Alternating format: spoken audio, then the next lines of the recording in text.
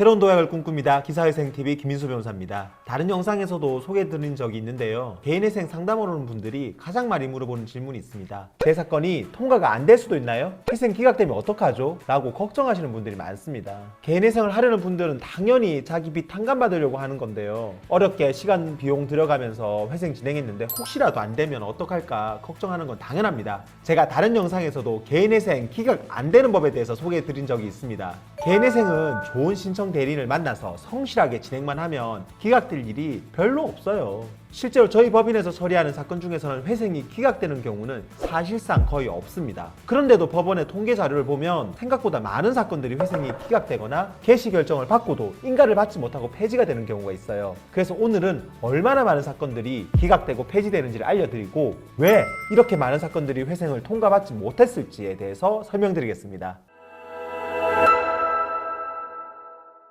오늘 영상 설명하기 전에 회생 기각이 뭔지 그리고 폐지가 뭔지부터 알아야 됩니다. 그러려면 개인회생 절차가 어떻게 진행되는지부터 말씀드려야 되는데요. 그래서 오늘 이야기에 앞서 개인회생 절차에 대해서 먼저 말씀드리겠습니다. 우리가 개인회생 신청서를 법원에 제출하면 1차적으로 법원의 회생위원들이 서류를 검토합니다. 그리고 신청서에 빠진 내용이나 추가 질문들을 적어서 보정 공고라는 것을 내려줍니다.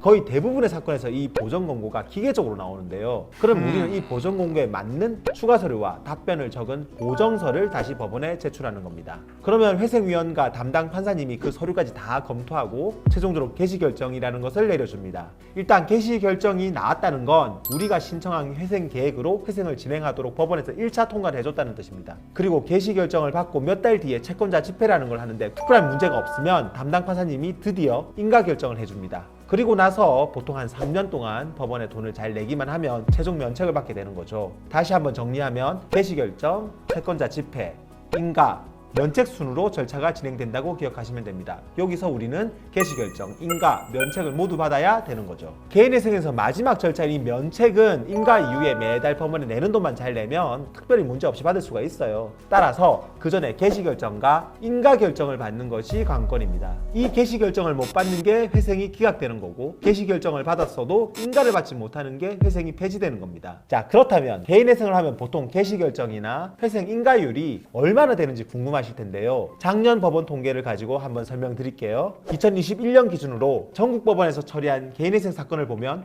총 8만 건의 개인회생 사건이 법원에 접수됐는데 그 중에서 약 85% 정도만 개시결정을 받았습니다. 나머지 15%는 개시결정을 못 받고 회생이 기각되거나 신청이 취하되었습니다. 자, 그리고 개시결정을 받은 사건 중에서도 약 90%만이 최종 인가결정을 받았는데요. 그러니까 개시결정 이후에도 약 10%의 사건이 최종 인가를 못 받고 폐지가 되었다는 겁니다. 자, 이렇게 결론적으로 보면 개인회생을 신청해서 최종 인가까지 받은 사건은 전체 약 76%밖에 되지 않는다는 겁니다. 그러니까 4명 중에 1명은 회생이 통과가 안 되었다는 거죠. 제가 처음에 개인회생은 성실히만 진행하면 기각되는 일 별로 없다고 말씀드렸는데 왜 25%나 되는 사람들이 회생이 통과가 안 되고 기각되거나 폐지가 되었을까요? 회생 기각 사유나 폐지 사유에 대해서는 제가 다른 영상에서 자세히 설명드렸는데요. 간단히 다시 말씀드리면 법원에서 내라고 하는 서류를 안 내거나 거짓말로 내거나 또 인지송달료로 제때 납부 안 하면 회생이 기각됩니다. 그리고 법원에 출석해야 되는데 무단으로 안 나오거나 하면은 회생이 폐지가 되죠. 이거 말고도 개인회생안을 검토하는 과정에서 법원에 요청하는 질문에 제대로 답변을 안 하거나 못하면 회생이 기각되거나 폐지됩니다. 지금까지 말씀드린 내용들은 사건 진행을 조금만 신경 써서 한다면 결코 하기 어려운 것들이 아닙니다. 그러니까 법원에서 시키는 대로 서류 잘 내고 출석 잘하고 답변 잘하면 회생 통과됩니다. 물론 법원에서 묻는 내용에 답변을 잘한다는 게 항상 쉬운 것은 아닙니다. 회생위원에 따라서는 엄청 꼬치꼬치 물어보기도 해서 그걸 제대로 답변하려면 정말 열심히 준비해야 됩니다. 하지만 회생위원도 회생을 기각시키는 게 목적이 아니기 때문에 채무자나 대리인이 최선을 다해서 설명을 하면 사정을 많이 이해해 줍니다. 그러니까 회생 신청하는 분들은 제대로 된 대리인 사무실을 만나서 성실히 준비하면 회생 기각되거나 폐지되는 걸 두려워할 필요가 없습니다. 그런데 반대로 신청하는 본인부터 회생하는 데 협조를 잘 안 해주거나 무책임한 대리인 사무실을 만난다면 회생이 기각되는 걸 각오해야 되겠죠? 오늘은 개인회생 준비하는 분들이 많이 궁금해하는 회생 기각 폐지율에 대해서 알아봤는데요. 이 영상 보는 분들이 제 영상을 잘 참고해서 절대로 회생 기각 폐지되지 않고 끝까지 통과받으시기를 바랍니다. 영상이 도움되었다면 구독과 좋아요 부탁드리고요. 영상 보고 궁금한 사항 있으면 아래 댓글이나 전화로 문의 주시면 친절히 답변 드리겠습니다. 다음에도 더 좋은 주제로 찾아뵙겠습니다. 감사합니다.